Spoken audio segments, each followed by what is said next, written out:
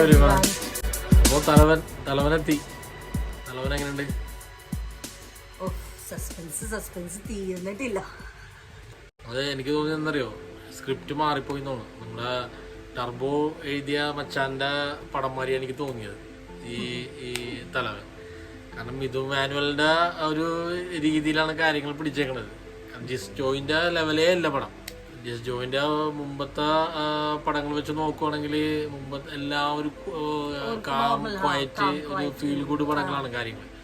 പക്ഷെ ഇതെന്ന് പറഞ്ഞു കഴിഞ്ഞാല് എന്റെ പൊന്നെ പടം തുടങ്ങിയ അവസാനം വരെ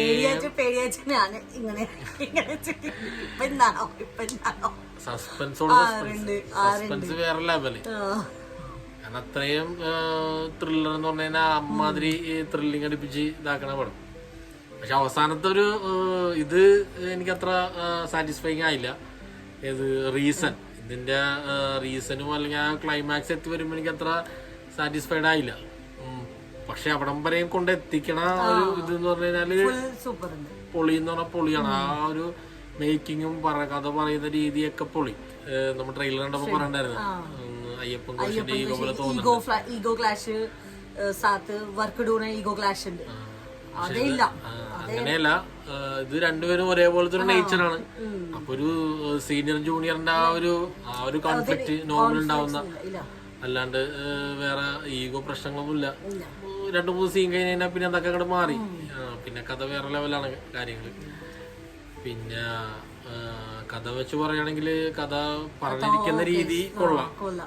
ആ ബിൽഡപ്പും കാര്യങ്ങളും എല്ലാം കൊള്ളാം. ഒരുപാട് ക്യാരക്ടേഴ്സ് ഉണ്ട്, ഒരുപാട് ക്യാരക്ടേഴ്സ് വന്നു പോകുന്നുണ്ട്. ചിലവര് നമ്മളെ ത്രില്ലടിപ്പിക്കുന്നുണ്ട് ഭയങ്കര, ചിലവര് കൺഫ്യൂസിംഗ് ആണ്.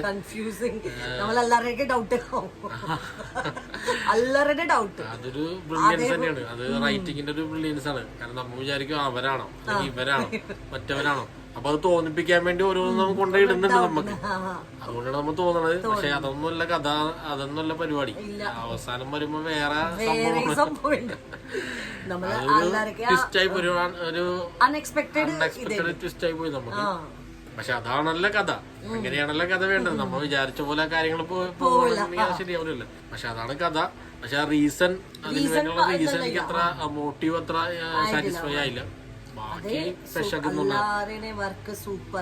അടിപൊളി അടിപൊളി. ആസിഫ് അലിന്റെ ഒരു വേറെ ലെവല്. നമ്മുടെ ആസിഫ് അലി മുമ്പും പോലീസൊക്കെ ആയിട്ട് അഭിനയിച്ചിട്ടുണ്ട്. പക്ഷെ അതിനേക്കാളൊക്കെ നല്ല പവറായിട്ടുള്ള ഒരു പോലീസ് ഓഫീസറുടെ ഒരു ഇത്, അത് ശരിക്കും ആസിഫ് അലി നന്നായിട്ട് കൺസീവ് ചെയ്തിട്ടുണ്ട് ക്യാരക്ടർ ഫുള്ളായിട്ട്. പിന്നെ ബിജു മേനോൻ എന്റെ പോയിന്റ് വേറെ ലെവല്, ഒരു രക്ഷയില്ല. അടിപൊളി അടിപൊളി പെർഫോമൻസ്. ഇത് റോ ആയിട്ടുള്ള അഭിനയവും ഡയലോഗൊക്കെ ശരിക്കും കൺവിൻസിങ് പറഞ്ഞാൽ കൺവിൻസിങ് ആയിട്ടുള്ള ഇത്. പിന്നെ കോട്ടയം നസീറും കൊള്ളാം. പിന്നെ ദിലീഷ് പോത്തൻ എല്ലാ പടത്തിലും അവസാനം ഇല്ല.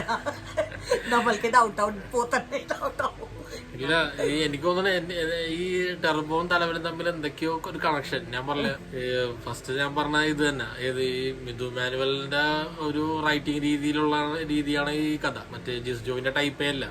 പിന്നെ രണ്ടിന്റെയും എൻഡിങ്ങില് സെക്കൻഡ് പാർട്ടിന് വേണ്ടി പറഞ്ഞു വെക്കുന്ന ഒരു ജോക്കർ തുറുപ്പ് രണ്ടും ഒരാളാണ്.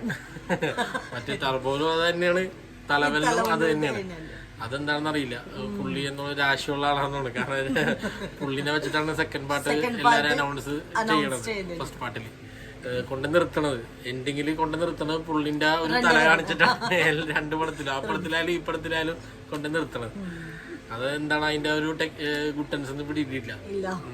പിന്നെ ആക്ടിങ് എല്ലാം അടിപൊളിയാണ്. പാട്ടുണ്ട് ഇതിനകത്ത്. പാട്ടൊക്കെ ഇങ്ങനെ വന്നു പോകുന്നുണ്ട്. പക്ഷെ പാട്ടൊന്നും അങ്ങനെ ശ്രദ്ധിക്കുന്നുണ്ടായില്ല. കാരണം അതിനകത്തും കുറെ കാര്യങ്ങളൊക്കെ ഇങ്ങനെ പറഞ്ഞു പോകുന്നുണ്ട്. അപ്പൊ അതൊക്കെ നോക്കിക്കൊണ്ടിരുന്നത്. ജയിലിലെ ഒരു ഫൈറ്റ് ഉണ്ട്. ആ ഫൈറ്റ് തുടങ്ങുമ്പോഴൊരു കളിയുണ്ട്, ഒരു കുറച്ച് ഡയലോഗ് ഉണ്ട്. അത് പൊളിയാണ്. അത് ഫുള്ള് കയ്യടി എന്ന് പറഞ്ഞ കയ്യടിന്റെ. അപ്പൊ എന്തായാലും പരിപാടി അടിപൊളിയാണ്. പോയി കാണാൻ എല്ലാരും ഫാമിലിയായിട്ട് ഇഷ്ടപ്പെടും. എല്ലാവർക്കും ഇഷ്ടപ്പെടും. പിന്നെ ത്രില്ലർ പടം ഇഷ്ടപ്പെടുന്ന എല്ലാവർക്കും എന്തായാലും ഇഷ്ടപ്പെടും. അപ്പൊ എല്ലാരും പോയി കാണാം, കണ്ട് കമന്റ് ചെയ്യുക, അഭിപ്രായം അറിയിക്കുക. എന്താണ് നിങ്ങളുടെ ഇത്, നമ്മളുടെ പേഴ്സണൽ ഒപ്പീനിയൻ ആണ്. നിങ്ങളുടെ ഒപ്പീനിയൻ എന്താണെന്നുള്ള അറിയിക്കുക. Till then bye.